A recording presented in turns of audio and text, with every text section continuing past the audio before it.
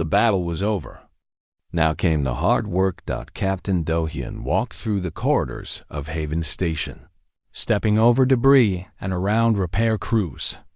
The air still smelled of smoke and fear. Bodies had been removed, but the bloodstains remained. Dark marks on the floor and walls that would take time to clean. He had lost good people today. The destroyer Incheon was gone, destroyed protecting the Gwanggaeto's final attack run. 43 crew members, dead in an instant. Other ships had suffered nearly as badly.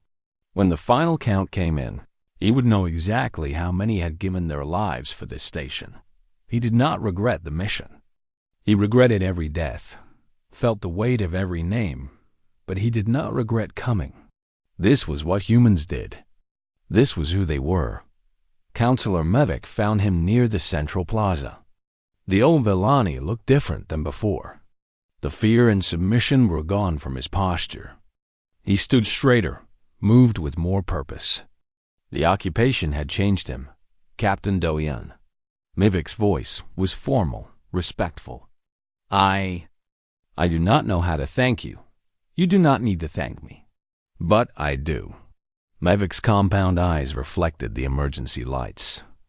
When the Dominion came, I told everyone to surrender. I believed resistance was foolish. I believed negotiation was the only path to survival. You were trying to protect your people. I was trying to protect myself.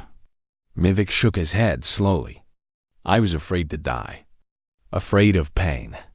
Afraid of what resistance would cost. So I chose submission.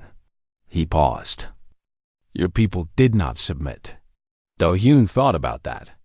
No, we did not. Why? The question was genuine, searching. There was no profit in coming here. No strategic value.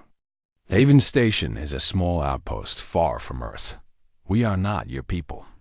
Why risk everything for strangers? Do-hyun looked around the damaged station. He saw aliens of a dozen species working together, clearing wreckage, helping the wounded, sharing what little food and water remained. Humans worked among them, indistinguishable in their effort. Someone asked for help, he said finally. That is reason enough.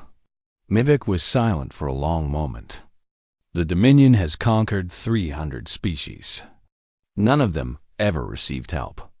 None of them ever sent help. The galaxy is cold, Captain.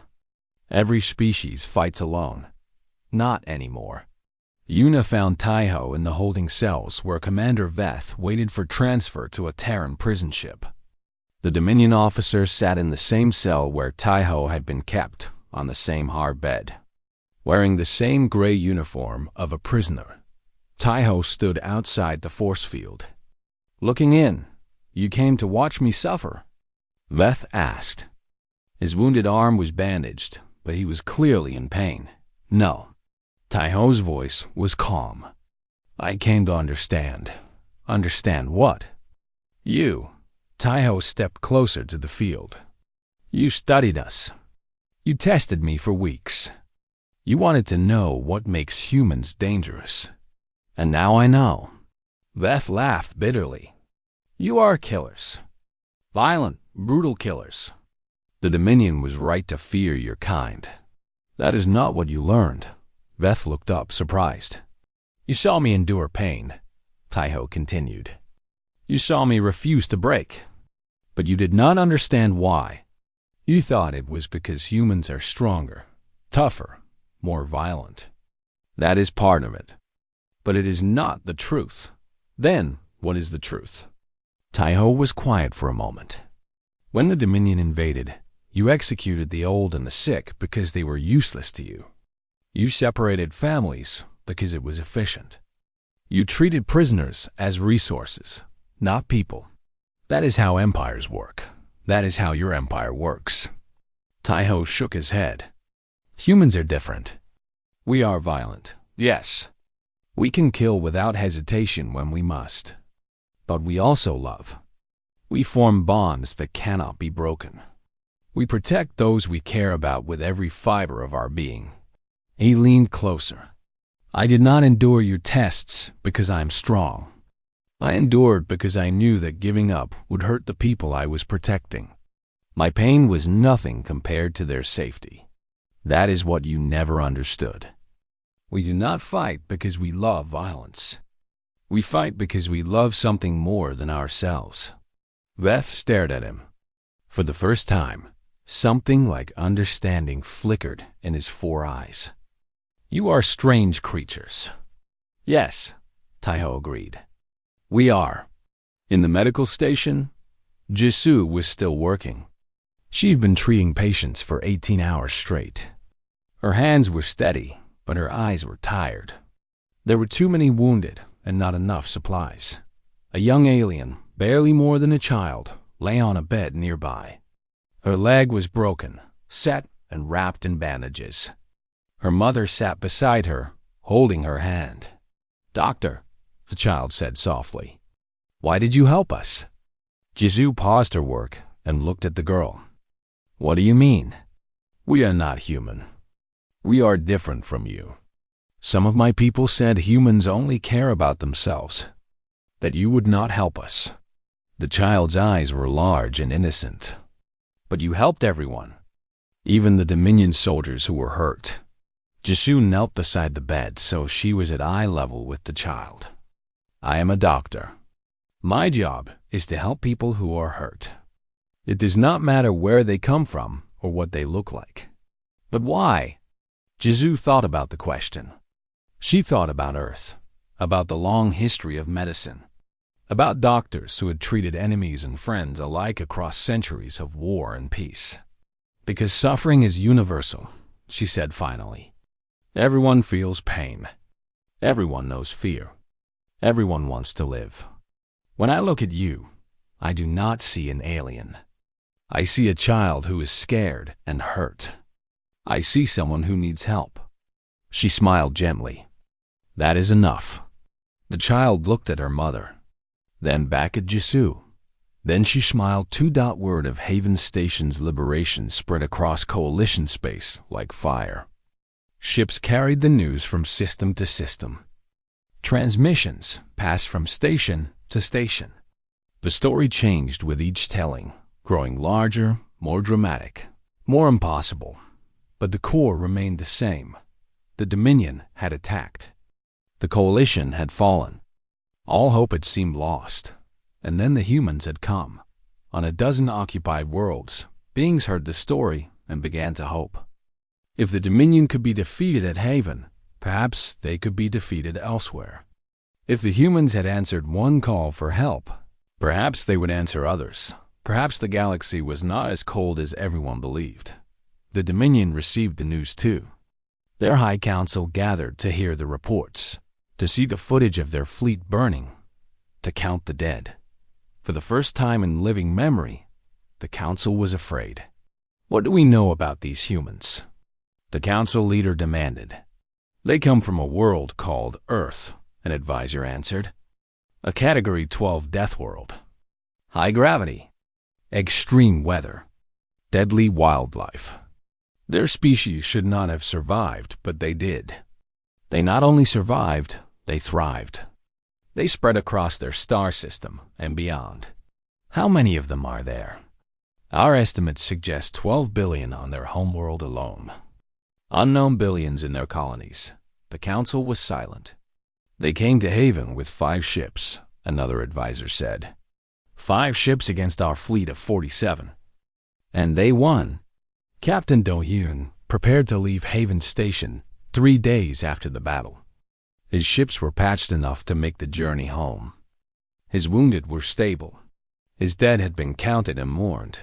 Before he left, he gathered the surviving humans and the leaders of the station in the central plaza. Yuna was there. Taiho was there. Jisoo was there. Councilman Mivek stood among his people.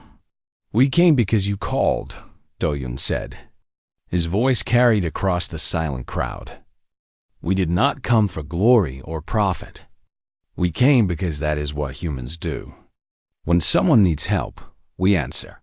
He paused, looking at the faces before him. Aliens of every shape and color. Humans who had survived the impossible. The Dominion believes the galaxy belongs to the strong. They believe that power is the only truth. They are wrong. His voice grew stronger. The truth is that no one stands alone. The truth is that when we help each other, we become more than what we were. The truth is that compassion is not weakness. It is the greatest strength of all. He took a breath. We are Deathworlders. Our world tried to kill us every day, and we survived. But we did not survive by being the strongest or the fastest. We survived by working together, by protecting each other, by refusing to abandon those who needed us. He looked at Yuna and smiled slightly. Someone on this station sent a message into the darkness. She did not know if anyone would hear. She did not know if anyone would come. But she had faith. And we answered. Dahan straightened and spoke his final words. We are humans. We are Deathworlders. But we did not come here to destroy. We came because you called. And we will always answer. The crowd was silent. Then someone began to clap. Then another. Then dozens. The sound filled the plaza, echoing off the damaged walls. Rising toward the stars, Yuna watched the Terran ships depart through the viewport. They were battered and scarred, but they flew with pride. Taiho stood beside her. You saved us all, he said quietly. When you sent that signal, I just asked for help. They are the ones who came. That is what matters. Taiho looked out at the stars. They came. Across the galaxy, on a dozen occupied worlds, beings looked up at the sky and whispered a word. A name. A hope.human. The Deathworlders had answered the call, and the galaxy would never be the same.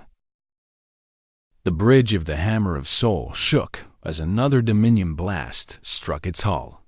Alarms screamed. Smoke filled the air. A support beam crashed down, missing Captain Do-hyun by centimeters. He did not flinch. Damage report. He shouted over the noise. A crewman answered, blood running down his face from a cut on his forehead. Hull breach on decks 4 and 5. Fire suppression active. Weapons still operational. Then keep firing. The Hammer of Soul spun through space, dodging between two massive Dominion battleships. Lieutenant Murray worked her console with focused intensity, calculating angles and trajectories faster than any computer. Target their shield generators, she called out. 3 bursts, then move before they can lock on. The gunners obeyed. 3 precise shots struck the nearest battleship's shield array. The shields flickered and died. Now the engines. More shots. The battleship's main engines erupted in a chain of explosions. The massive vessel began to drift, helpless and burning. That was 5 Dominion ships disabled. But the battle was far from over. Admiral Carr stood on his flagship bridge, gripping his command chair so hard his claws dug into the metal. He had lost more ships in 30 minutes than in his last 10 campaigns combined. How is this possible? He demanded. They are 5 ships, 5. His tactical officer answered in a shaking voice. Sir, they are not fighting like any species we have encountered. They take damage that should disable them, but they keep attacking. They fly into our formations where we cannot fire without hitting each other. They what?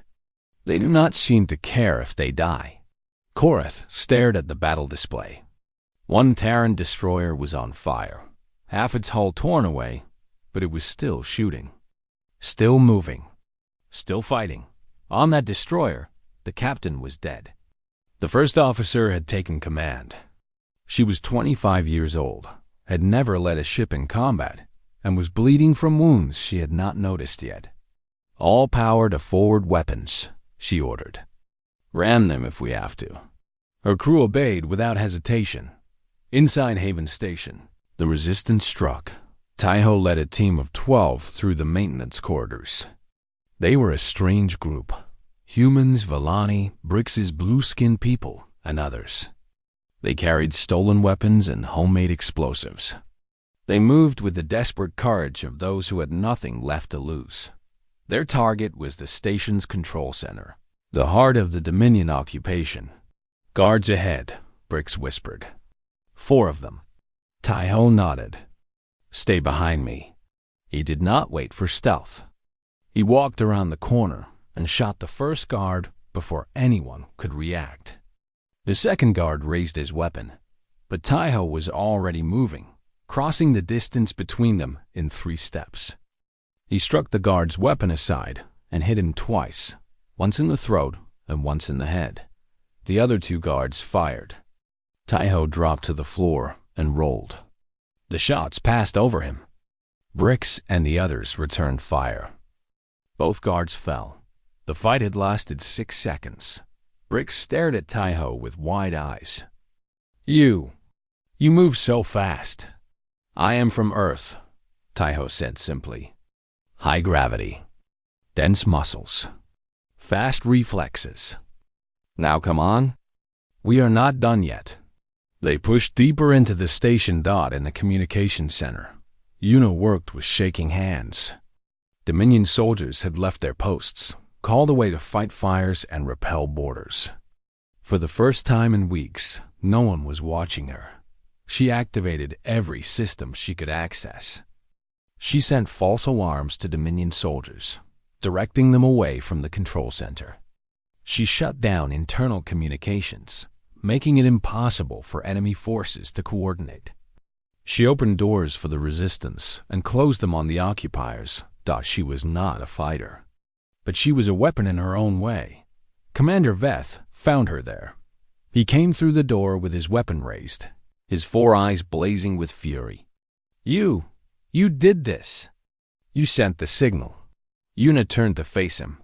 She was terrified, but she did not show it. "Yes, I called them. You killed my soldiers. You destroyed my fleet."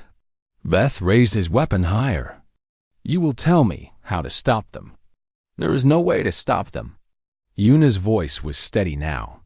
"They are Deathworlders. They do not stop. They do not surrender. They fight until they win or until they die. And even if you kill them all, more will come. You hurt the humans of Haven Station. Earth will never forget that. Never." Veth's finger tightened on the trigger. Then Tai-Ho appeared in the doorway behind him. "Drop it." Veth spun, firing. Tai-Ho dove left, the blast scorching the wall behind him. He fired back, hitting Veth in the arm. The Dominion commander's weapon clattered to the floor. Veth fell to his knees, clutching his wounded arm. He looked up at Tai-Ho with something that might have been fear. "What are you?" Tai-Ho walked toward him slowly. "You studied me. You tested me. You wanted to know what makes humans different." "Yes, then learn this." Tai-Ho stopped in front of him. "We are predators. For millions of years, we hunted and fought and survived on a world that tried to kill us every day. That violence is in our blood. It will never go away." Veth's eyes widened. "Then you are monsters." "No." Tai-Ho shook his head. "Because we also choose. We choose when to fight and who to fight for. We choose to protect those who cannot protect themselves. That is what makes us human." He looked at Yuna. "Secure him. We need to take the control center." The fighting continued for 2 more hours. The resistance captured key points throughout the station while the Terran fleet destroyed or disabled Dominion ships outside. Jisu set up a medical station in the central plaza, treating the wounded as they were brought in. Human and alien, resistance fighter and innocent bystander, she helped them all. An alien child asked her why she was doing this. "Because you need help," she said. "That is enough reason." On the Guanggedo, damage was critical. Half the carrier's flight decks were destroyed. Life support was failing on 3 levels. The captain, a woman named Sora, had been hit by shrapnel and was fighting from a stretcher. "We have to pull back," her first officer urged. "We cannot take much more. Not yet." Sora coughed blood but did not stop. The flagship. We have to hit the flagship. The Guangetto turned toward Admiral Korath's vessel. It was the largest ship in the Dominion fleet, a monster of metal and weapons. No sane captain would attack it directly. Sora was not feeling sane. All remaining missiles, she ordered. Everything we have. Target their bridge. Ma'am, if we fire everything, we will have nothing left to defend ourselves. Then we better not miss. The Guangetto unleashed its final barrage. Dozens of missiles streaked across space, too many to stop. Korath's ship tried to intercept them, but too many got through. The flagship's bridge exploded. Admiral Korath died without understanding what had killed him. Without understanding that the small, weak, short-lived creatures from a Category 12 death world were capable of more fury, more determination, and more sacrifice than his entire empire had ever known. The remaining Dominion ships tried to flee. Some made it to faster than light speed. Most did not. When the battle ended, Haven Station was free. Captain Dohian's voice echoed across every channel in the system. It reached the station, the remaining Dominion ships, and the vast emptiness of space. Haven Station. This is the Terran Navy. You are no longer alone. In the communications center, Yuna heard those words and finally allowed herself to cry. Taiho put a hand on her shoulder and said nothing. Outside the viewport, the stars were bright. Dominion ships burned like funeral pyres. Terran ships drifted nearby, damaged but alive. They had answered the call. They had come when no one else would. They were Deathworlders, and they had proven what that meant. Captain Dohian stood on the bridge of the Hammer of Soul and watched his fleet move through the darkness of space. 4 ships followed his destroyer. 2 more destroyers, 1 light cruiser, and the carrier Guangetto. 5 ships total. Fewer than 800 crew members. Against them waited the Dominion, with 47 warships and thousands of soldiers. Lieutenant Myray, his tactical officer, stood beside him with a datapad in her hands. She was young, only 28, but she had sharp eyes and a sharper mind. Her job was to find ways to win battles that looked impossible. "Sir, I have finished analyzing the Dominion fleet composition," she said.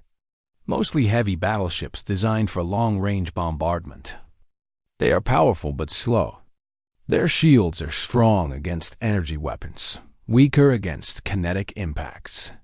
Dawn nodded. "And their tactics? Standard overwhelming force. They surround the enemy, fire from distance, and wait for surrender. They have never faced an opponent who refused to surrender. Then they have never faced humans." Myray smiled slightly. "No, sir, they have not." The fleet traveled for 3 more days. The crew spent the time preparing. Weapons were checked and rechecked. Damage control teams practiced their drills. Medical staff prepared for casualties. Everyone knew what was coming. Dohian walked through his ship every day, talking to the crew. He learned their names, heard their stories, answered their questions. Some were scared. Some were excited. All of them were determined. "Why are we doing this?" A young engineer asked him. "Haven Station is not Earth. Those people are not our people." Dohian looked at him for a long moment. Someone sent a message. "They called us Deathworlders, and they asked for help. If we do not answer, then what does our strength mean? If we only protect ourselves, we are no better than the Dominion." The engineer thought about that. Then he nodded. "I understand, sir." On Haven Station, Yuna counted the hours. She knew the Terran fleet was coming, but she did not know when they would arrive. Every moment felt like a year. Every time a Dominion soldier looked at her, she was afraid they had discovered her secret. But the days passed, and no one came for her. The resistance grew bolder. Jizu recruited more helpers for her hidden clique. Bricks and others began mapping the station, finding escape routes and weak points in the Dominion security. They could not fight yet, but they could prepare. Taiho was still in the holding cell. Commander Veth had grown tired of testing him and now left him alone most days. Taiho used the time to rest, to heal, and to think. He knew something was happening. He could feel it in the way the guards moved, nervous and distracted. Something had changed. One night, a maintenance worker slipped a note under his door. It said only, "Hold on. Help is coming." Taiho read the note, memorized it, and ate the paper. Then he lay down on his hard bed and smiled in the darkness. The Terran fleet reached the edge of Haven. Station sensor range on the 5th day. Do-hyun ordered all ships to stop and hold position. "We will wait here until we are ready," he told his officers. "When we move fast. No hesitation. No retreat." Myrae presented her battle plan. It was risky, almost crazy by normal military standards. But humans had never fought by normal standards. "The Dominion ships are spread around the station in a defensive ring," she explained. "They expect any attack to come from one direction. They will concentrate their fire and destroy us with superior numbers. So we do not attack from one direction," Do-hyun said. "Exactly. We split into 3 groups. We attack from 3 different angles at the same time. We force them to divide their attention." The other captains listened through the communication link. Some looked worried. Splitting forces was dangerous. If one group was destroyed, the others would be next. "There is more," Myrae continued. "We do not fight at long range. We close to knife-fighting distance. We get so close that their heavy weapons cannot track us. We use our speed, our maneuverability, and our willingness to take damage." "They will not expect that," one captain said slowly. "No one fights like that." "No one except humans," Do-hyun replied. "This is how our ancestors fought, in ships made of wood on oceans of water. Close with the enemy. Board them, if necessary. Never give up ground." The fleet prepared for battle. Final messages were sent home. Final prayers were said. Final preparations were made. At Haven Station, Admiral Korath sat on the bridge of his flagship and reviewed reports. The occupation was proceeding well. The prisoners were obedient. The station was productive.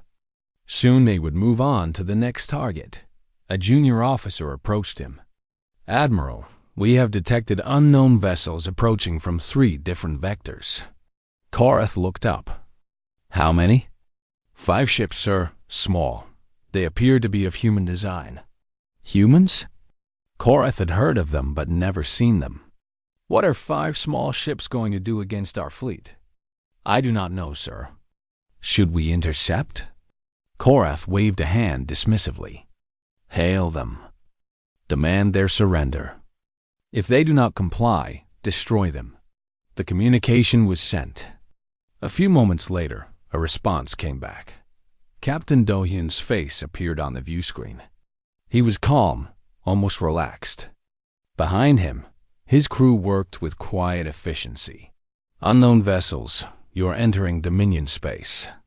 Tower down your weapons and prepare to be boarded." Do-hyun smiled. It was not a friendly smile. "Admiral, I am Captain Do-hyun of the Terran Navy ship Hammer of Soul. I am here in response to a distress signal from Haven Station. You will release all prisoners immediately and withdraw from this system." Korath stared at the screen. Then he laughed. "You are joking. You have 5 ships.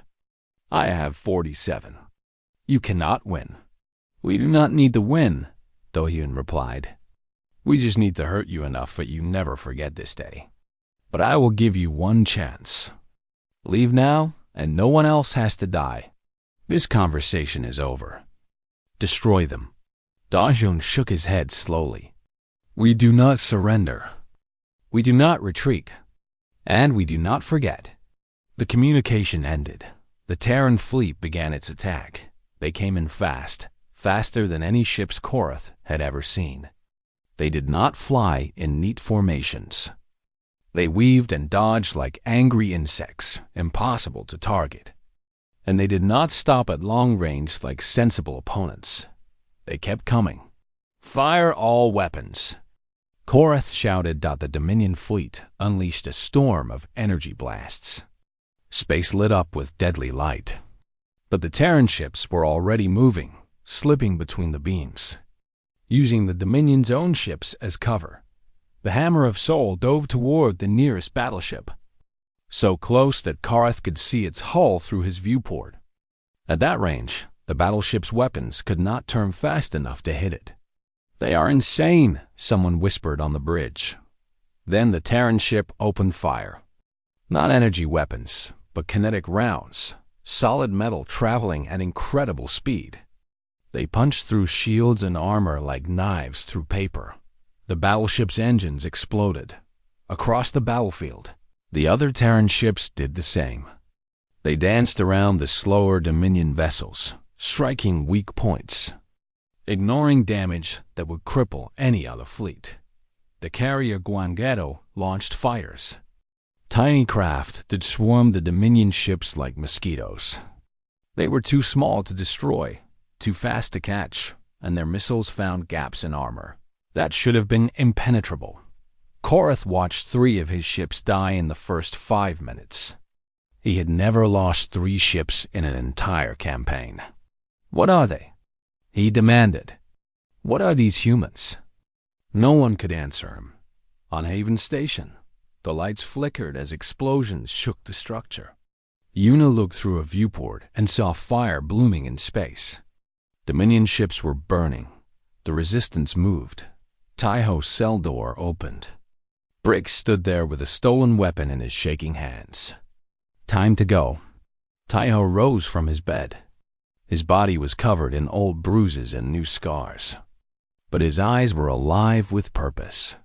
"Give me that weapon," he said, "and show me where Commander Veth is." Outside, the battle continued.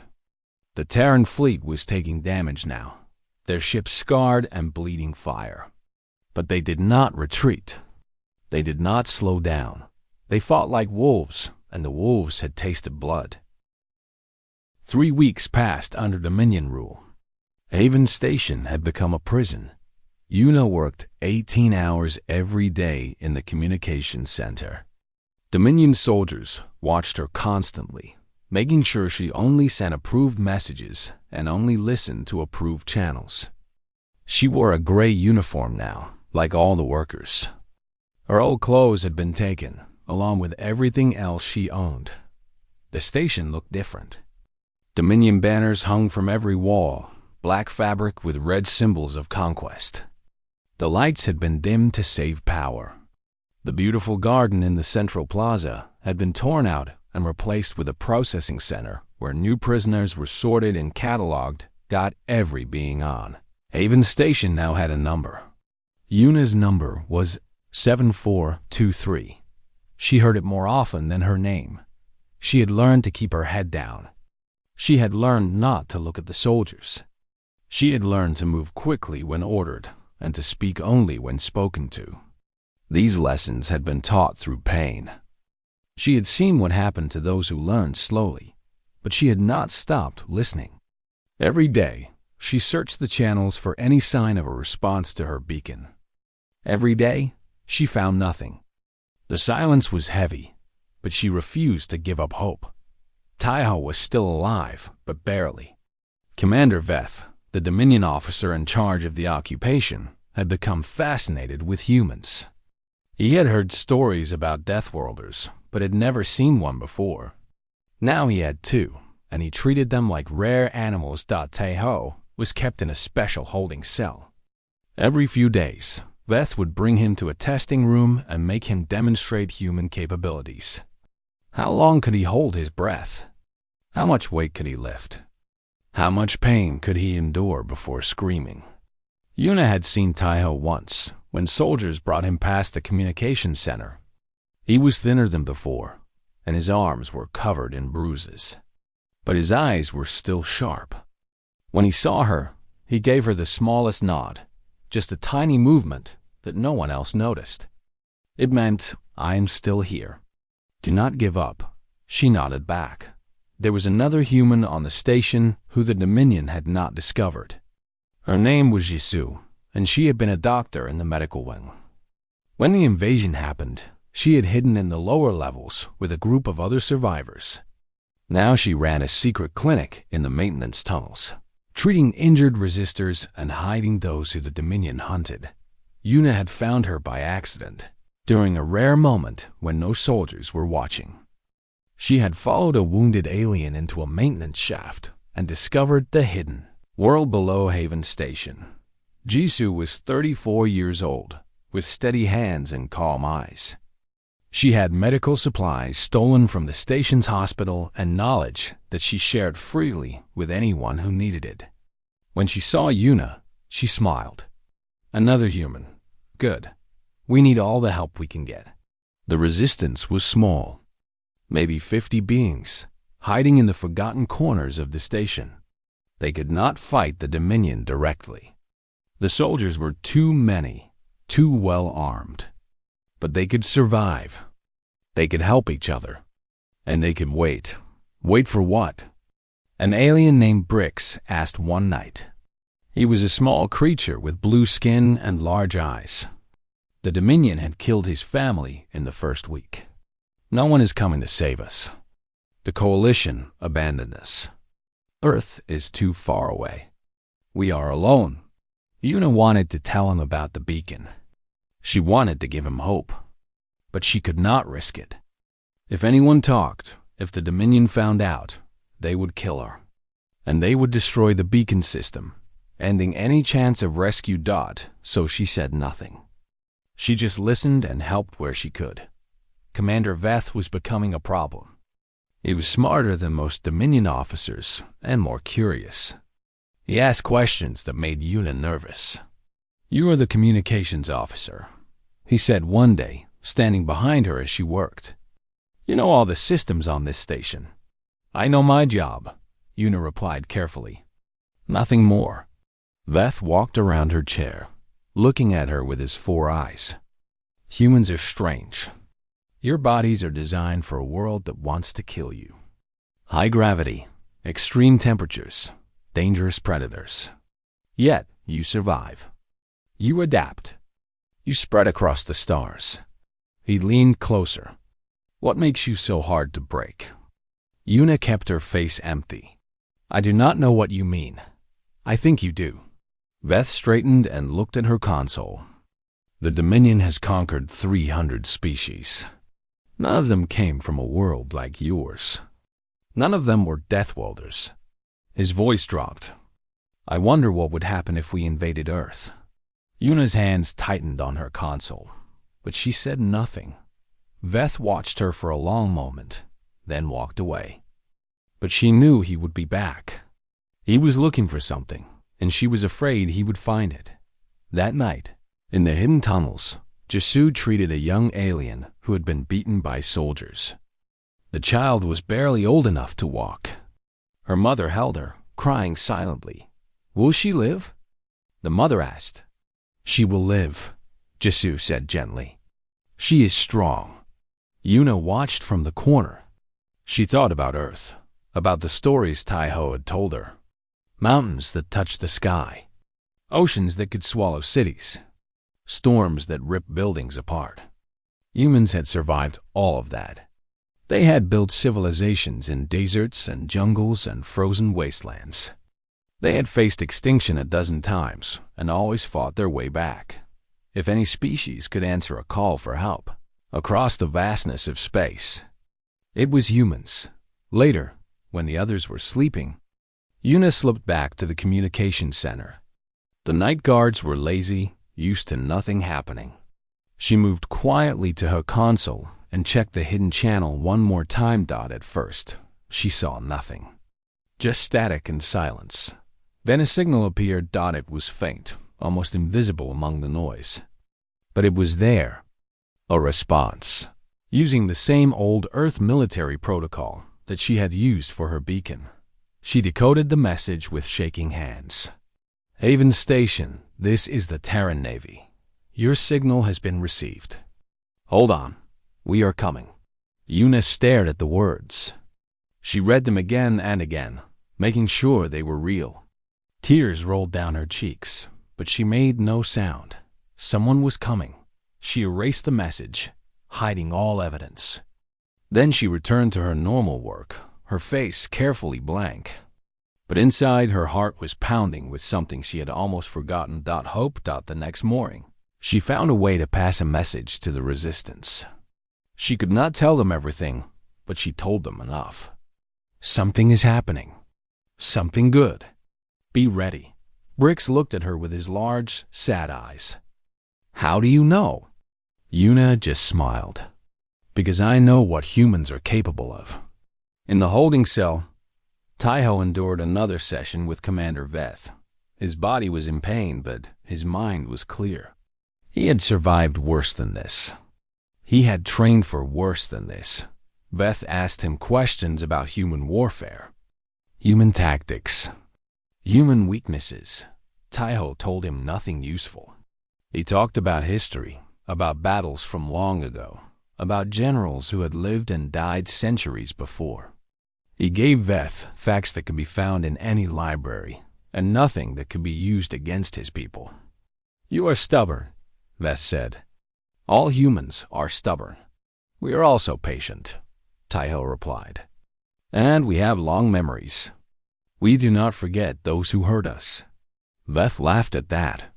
He did not understand what Taiho was telling him. He would learn soon enough. Far away, past the edge of Dominion space, a small fleet of Terran ships gathered. Destroyers and cruisers, old but deadly.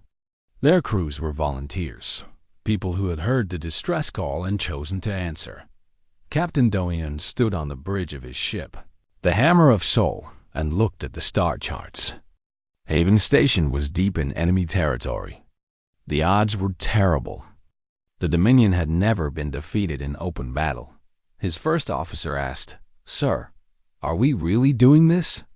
Do-hyun did not hesitate. Someone called for help. We answer. That is what we do.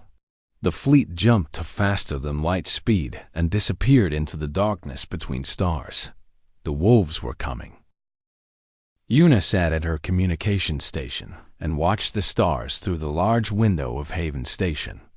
It was a quiet night, like most nights on this remote trading outpost. Ships came and went, carrying goods between dozens of different species. The Coalition had built Haven as a place of peace, where all beings could trade and talk without fear. She was 26 years old and had worked here for 3 years. Her job was simple. She listened to signals, sent messages, and made sure everyone could communicate with everyone else.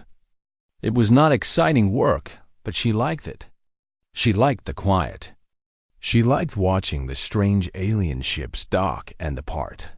The station held about 12,000 beings. Most were not human. Humans were rare out here, far from Earth.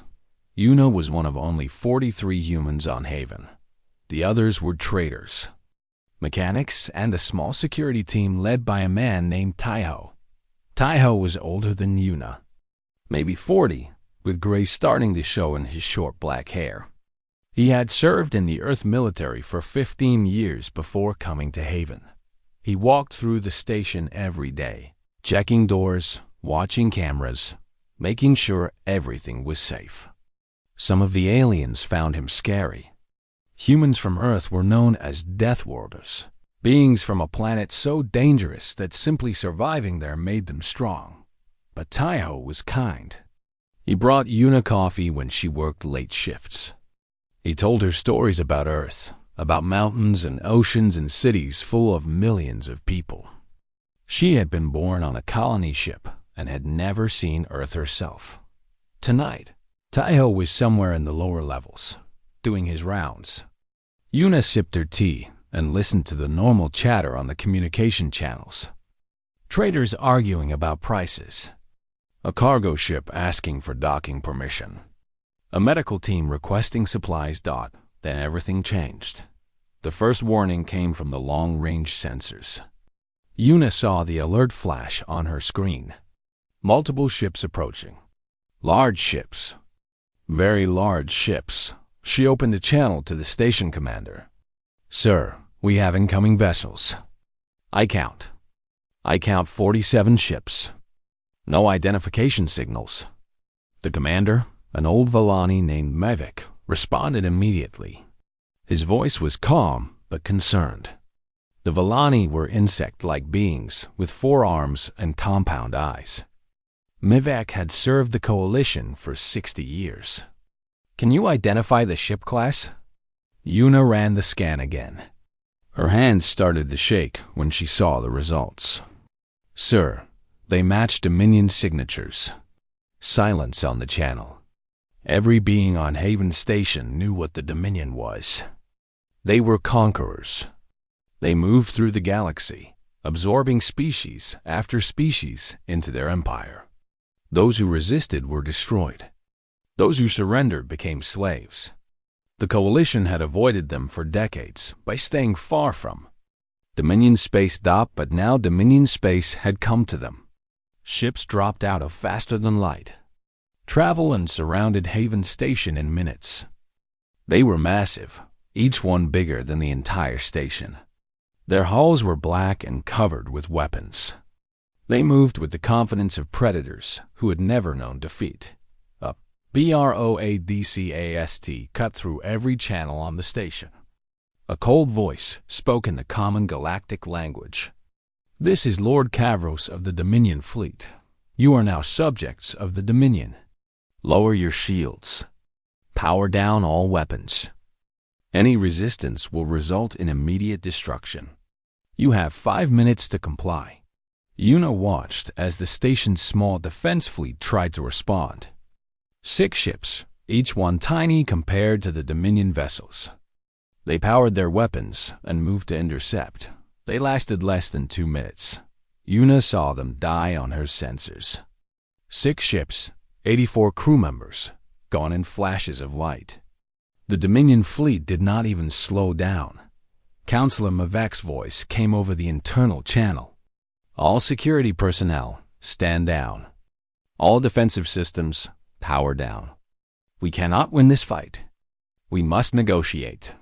Yuna heard Taiho arguing on a side channel. "Counselor, we can't just surrender. We have to fight. We have to try."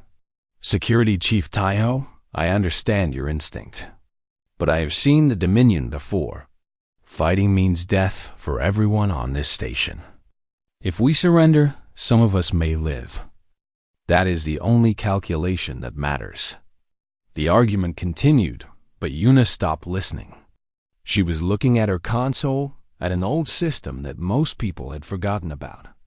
It was an emergency beacon installed when humans first joined the Coalition. It could send a signal across vast distances, aimed specifically at Earth-controlled space.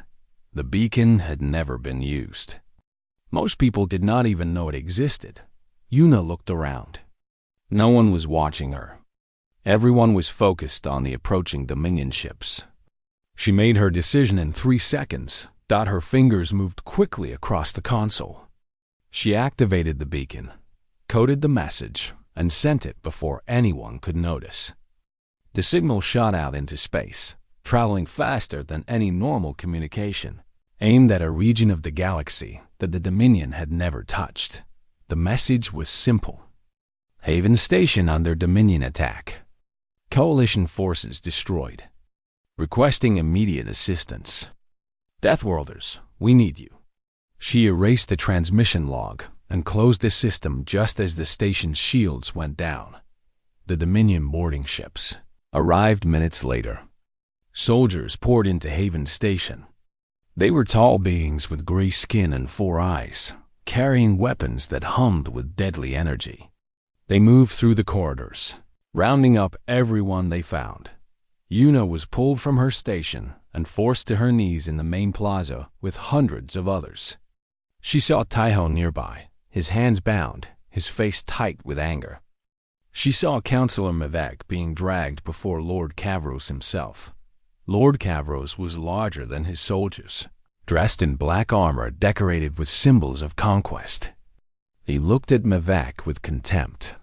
"You are the leader of this station?" "I am Counselor Mivak. I speak for the Coalition presence here. We have surrendered. We ask for mercy."